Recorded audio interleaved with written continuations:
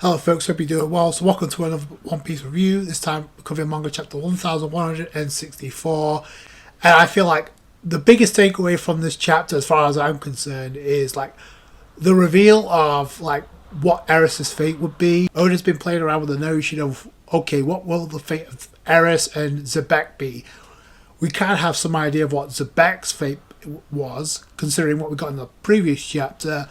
We don't really know for sure though.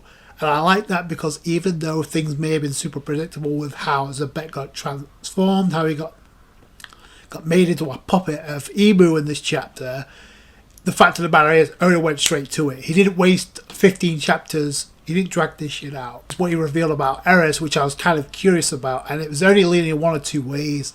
I'll get into that more by the end, but I'm glad that Oda decided to reveal that here. But I will give him credit because who ended up saving Eris was not who I expected. So it makes sense, don't get me wrong, but I wasn't expecting it because there were so many other options out there. But I appreciate Oda laying that on the table because now it literally sets the table for the main event, which was the other takeaway that I have from this chapter. He's really putting the pedal to the metal as far as the pacing. I said this in my last review, I'm going to say it again. I think Oda realizes now what he's got in front of him. Because, let's be real here, it's not just the God Valley incident that he needs to flesh out here. It's King Harold's backstory that he needs to flesh out here. Like I said, I'll get to that more by the end, because this definitely was an eye-opening chapter as far as Oda really amping up the pacing here. I definitely got that vibe in this chapter. And I don't know if it's because of what people were saying about the previous chapter, how super predictable it might be. I'll get into that by the end. But speaking of this chapter, let's get into the cover page, since it is a cover request, and it's Perona, so it's no straw hats here. It's Perona. This one is adorable as all hell. You got Perona going after a rabbit, looking like Mihawk, and I don't know if she dressed it like him or if that's Randolph. That's immediately what I thought about. Randolph from Hawkeye Island, who was working for Big Mom. Remember him? Because he definitely looks like him. Plus, I can see how Perona's mistaken him for Mihawk. It's hilarious and super cute, but I don't think Mihawk goes around in his spare time cosplaying as a bunny. As hilarious as that might be, I don't see that happening. So, Perona sees it a different way, chasing after him. It's super innocent. It also gets me to think about maybe we'll get an interaction involving Perona and Carrot, the new leader of Zoe, I should say. Carrot and Perona. I don't know why that popped into my head as well, but yeah, like I said, very super innocent cover request with Perona, so I'm pretty sure that'll make a lot of Perona fans happy. So we start the chapter off with Xebec getting hit by Domi Reversi, but I like even before he fully transforms into the demon, Xebec fires shots verbally against Emu before then, but I also like how Roger's looking on and he's like, oh wow, attacks didn't phase that spider. Xebec is like trying to, with the last of his free will, he's like trying to throw it right in Emu's face. You shouldn't scoff at human beasts. Davy D. Jones, that's the name of the previous king of the world. And then Emu responds, fool, that guy was never king. Not for a single moment. Thou hast no place in the fate that binds Moo and Davy. So I'm assuming there's another reason why their paths crossed, not because of, I don't know, maybe David D. Jones wanted the same goal as Xebec once did, to become king of the world. Put two and two together and think that's what Teach wants as well. So there's definitely a reason why Emu detests Davy G. Jones. It's not just Joy Boy. But Xebec is like really egging on Emu here. It's like, oh, then you should be so scared. It's just a name after all. You've been afraid for a very long time, haven't you? Afraid that someone's going to inherit Davy's will and fulfill the promise. Now, that to me speaks volumes, because by continuing on with this conversation, I wonder who scares you the most, Davy G. Jones or Joy Boy? And then, so to me, it's like kind of like, is Oda hinted at something as far as like those two and them being connected, or possibly being having a partnership facing off against Emu? I don't know, because then Emu goes on to say, enough of this nonsense, they'll never resurface.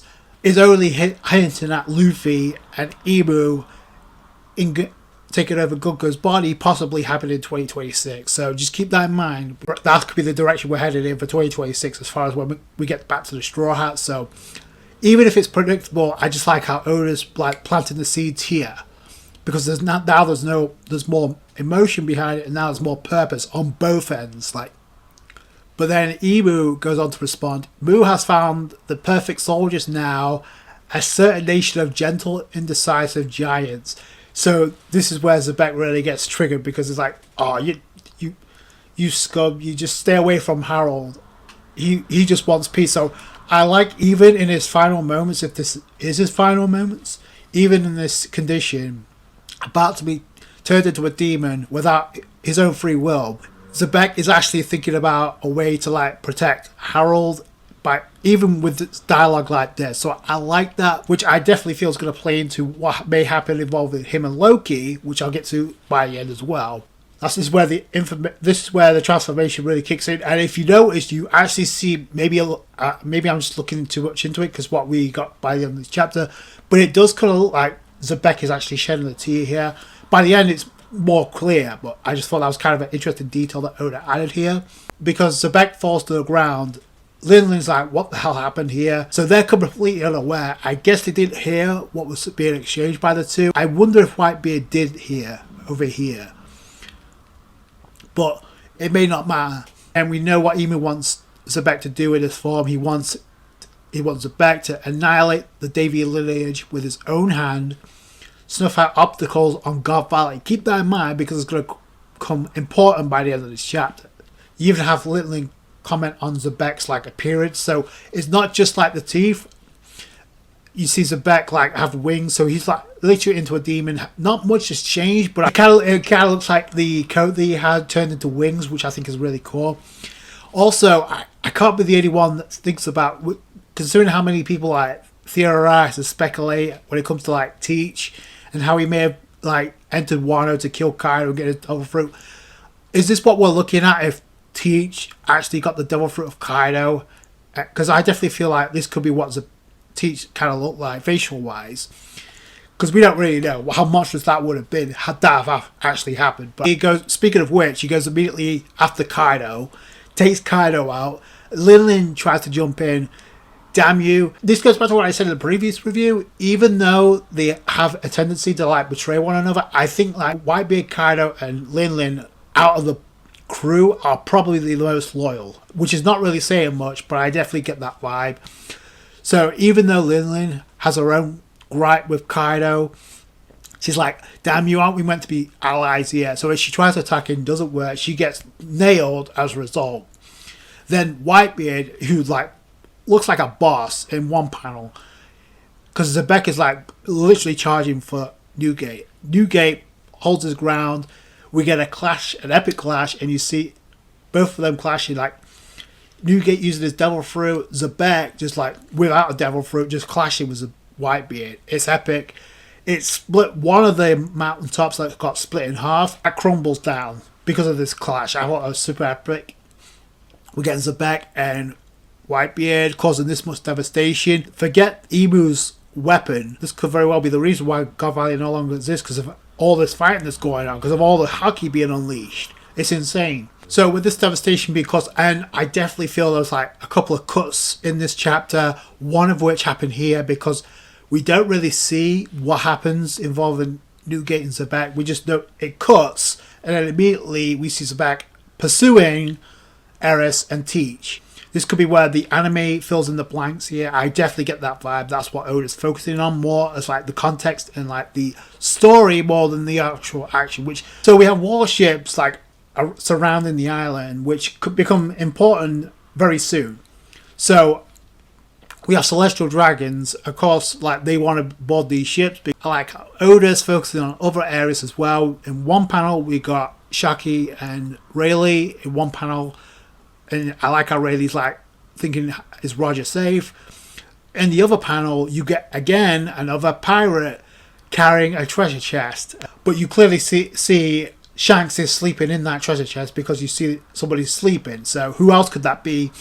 What's really messed up is in the next scene, you have Dragon completely up in arms because he feels like he failed to protect one baby, which he doesn't realize where Shanks is right now.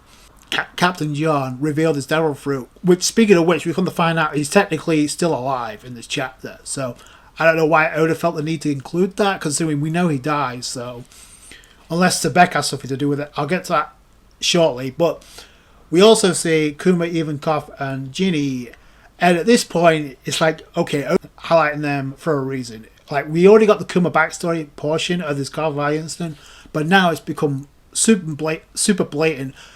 Considering what we get going forward in this chapter, no, it makes perfect sense why Oda's focusing on these three.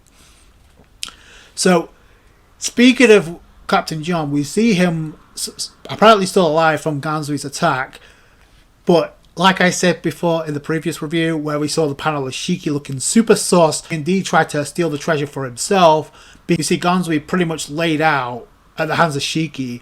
Shiki runs off with the treasure, and Ganzui's like, you'll never make it off this island alive, you hear? So, this is why I brought up the situation involving Sebek, because outside of like a couple of cuts here and there, I don't know how he could have died from these injuries, but that's something to do with Sebek as well, because remember, Captain John was literally going to abandon the rocks just to steal the treasure for the loot for himself. It would be poetic, but we never get to see that because immediately Sebek is chasing down, literally on the trail of Eris and Teach. And immediately Eris sees Sebek and puts two and two together. And I like how intuitive that Eris is in this situation. Even though she wasn't specifically at the scene, she realizes, so you lost. It's our fault. You faced that thing to save us, even though you weren't ready. Eris was really weighing her options here. And you see the look of like Teach, like, I don't want to, whatever you got in mind, I want to go through with this. This is the difference between the family members, folks. Because Eris was really committed to them for surviving. Before, she was like going to like off herself if they got caught. But no, it's Sebek is chasing them down. So Eris is like, we have no choice but to jump into the sea and swim. And I'm thinking, wow, that's super ballsy. Not only to jump into the sea, but also try and swim with Teach. So this woman is committed, I will say that. And it's going to tie into what happens here in the next scene, because as Eris is about to like run, you also got the warships. I kept that, remember, I hinted at that because it ties into the scene involving Eris and Teach. One direction you have this monstrous Sebek chasing Eris and Teach down. In the other, you've got the ship literally about to open fire. Eris finally notices, and as they're firing the cannons, who comes in to save the day? Out of nowhere, Kuma. And there is a scene involving Kuma thinking about who else he could survive before they leave, and he sees a silhouette of somebody in the distance. We don't really get to see who that is, but it's crystal clear who that was when we see the scene take place. Kuma jumped in. He saves Eris and Teach before getting hit with the cannons, and he saves himself before Sebek even connects with the attack. And I don't know about anybody else. Did you else notice like Sebek had this like grin on his face, like good job, kid? I don't know. Maybe that was just me reading too much into this. They swing and a miss. The cannons open fire. Obviously, Eris and Teach have escaped thanks to Kuma. I'll get to that by the end because I want that gets me to think about a couple of things here. Emu locks on, and remember what Emu said: after you slaughter the lineage of the Davy clan by your own hands, I want you to take out every obstacle on Garp Valley. Which, if you're in the line of sight of Emu in this situation, you're pretty much fair game. You're pretty much fair game for Emu. Emu's laying down the law. Take out as many obstacles as you can. I don't know if Emu's aware of this, but Eris and Teach kind of made it off Garp Valley. Got like Marines asking Garp to like retreat, please hurry. Garp is like, I told you to get the hell out of here. How long are you going to stick around? Garp is not listening. He's staying behind. Then we get a similar situation involving Roger. Of course we do. You got the Roger pirates on the Aura Jackson telling Roger the same thing. Where the hell are you? You got Roger responding, I'm fine. Let me know when everybody's on board. So that's a reason for Garp and Roger to stick around. So you got Zebek on the hunt, taking down as many pirates and marines as he can. Do together, you really got to put this scene together to really appreciate it. So you got Roger and Garp like yelling, bringing on rocks to get his attention because Roger doesn't want his crew members to be attacked, and Garp doesn't want marines to be attacked by this monster. So they're trying to get his attention. They do, because immediately Zebek enters the scene. Ibu's surprised by this, and it looks like the last of the free will is not been lost on Zebek, because when we got this epic stare down of the three, and it looks like Garp and Roger possessed the voice of all things. This was like kind of like the big reveal by the end. We got Zebek trying to relay to Garp and Roger, please kill me, as he's tearing up. And so it's pretty much confirmed it's not just Roger, it's Garp too that has the ability to hear the voice of all things. And that's how they communicate with the three communicate. So that's what leads into the team up forced. I like how Roger and Garp says, oh, let's put our differences aside to take out this beast. Like, no, there's a reason for it. So I like how everything's coming together in this scene. You see Zebek charging for Garp and Roger, and that's how the chapter ends. So I like that twist that Oda added. Like I said, it's got a more emotional impact now as far as like Ibu's involvement, because Ibu's like, whether Ibu's actually threatened by the Davy clan, Davy D. Jones, or Joy Boy, who knows, but we kind of get an emotional aspect of Ibu because this is personal for Imu. On the other hand, it's really personal for Zebek, because now we set the stage for the team up that we knew was coming. Oda didn't drag this out for 15 chapters. I would have been more upset if Oda gave us a predictable outcome and dragged this out to the rest of the year, only to have this outcome. I'd rather Oda do this now and get it out the way, because like I said, there are hints of unpredictability within this chapter, one of which was Eris and Teach being saved by Kuma. Now it makes sense, perfect sense. It's ironic too, considering like there's a debate about whether you feel sorry for Teach or not, given his childhood, and how people don't feel sorry for him because how he's acting in the present. But there is that parallel of people actually feeling sorry for him. Enter Kuma, who a lot of people feel sorry for, is the one that initially saved not only Teach but also Eris. His paw fruit abilities to warp them away. Where they got sent to, I have no idea. I don't know if Oda's going to hint at that following the Garp Valley incident, because Oda's literally setting the stage here for the main event of Garp Valley. The caption says it itself, the climax of the Garp Valley incident. So this is it. This is the final battle on Garp Valley. Whatever happens after this is going to involve the King Harold portion of the backstory, but it also may include the status of Eris and Teach. With what Oda gave us involving Eris, Zebek, and Teach, and three of them, with Eris saying to Zebek, we'll survive and meet again on the Lucia Kingdom. And to me, it kind of sets the stage for like Eris surviving, like, because why would you have Eris say that if it's not going to be the case?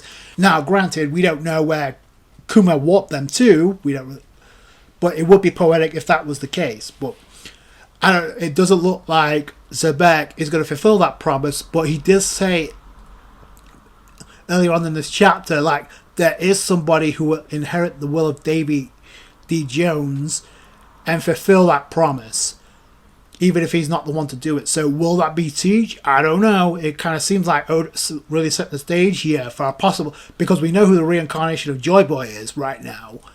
So I don't know. Is Oda hinted at something involving Teach? I don't see it, but there has to be a reason why Oda is kind of like giving us the sub story of Teach, even though what he's doing in the present completely negates that, in my opinion. I mean, does anyone see a sense of irony and how fucked up it is that Teach was willing to like kill or at least capture Bonnie, the daughter of Kuma? I don't know if he necessarily knew this, but it doesn't matter because it's a sense of irony here. So the person that saved him, he's going to go after their daughter.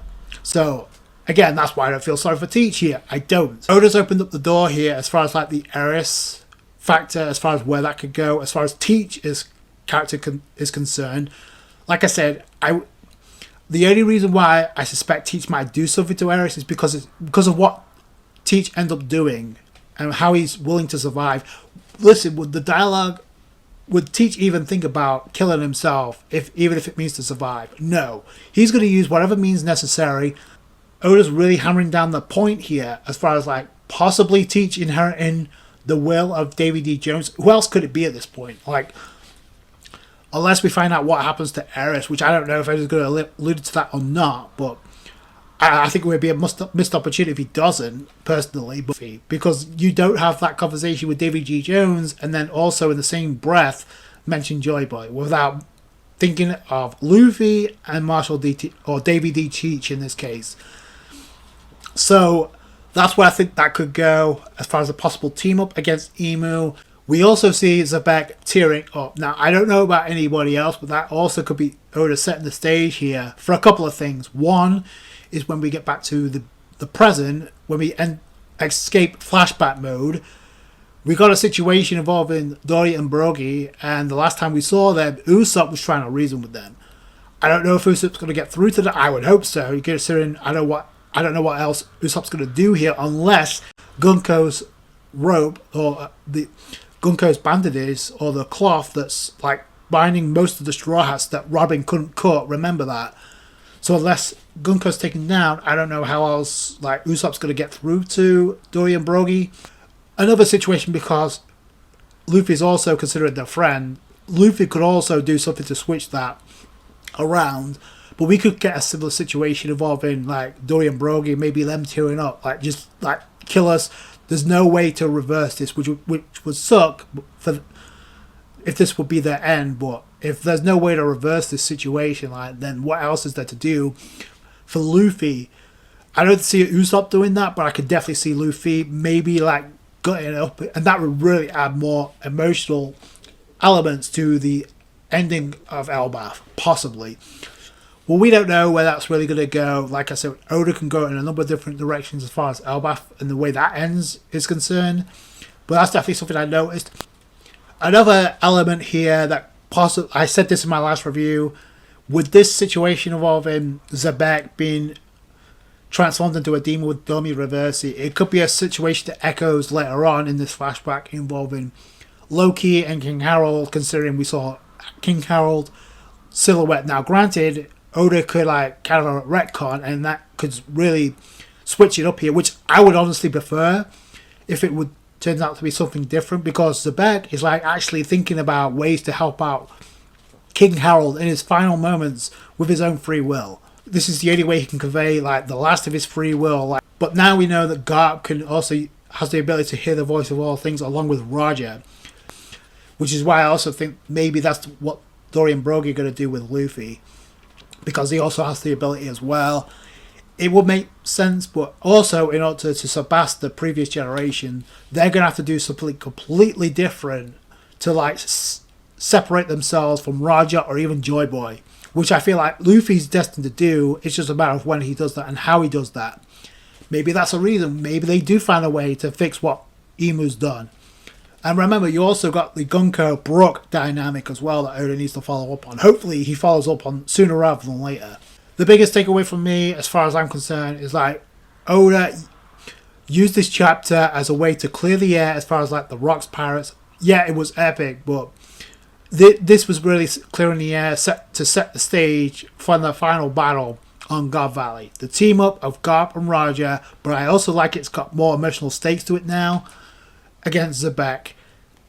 So that's what this chapter was there for. As brief and as direct as this chapter may have been, at least Oda's getting it out of the way instead of like extending this like 5 chapters plus. Now we got the trio, the monster trio of this generation, squaring off in an ultimate team up, Garp and Roger going up against Zebek. This is going to be some broken shit. I can't wait to see what Garp and Roger can do in their prime.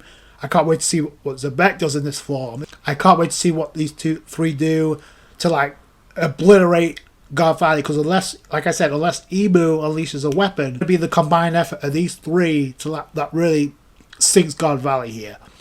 But those are my thoughts. Please tell me also in the comments below. If you enjoyed this video, you guys know what to do. Hit that thumbs up. I appreciate that. I agree. I appreciate all your support when it comes to these One Piece reviews. Take it easy, guys. Thanks, guys. Bye.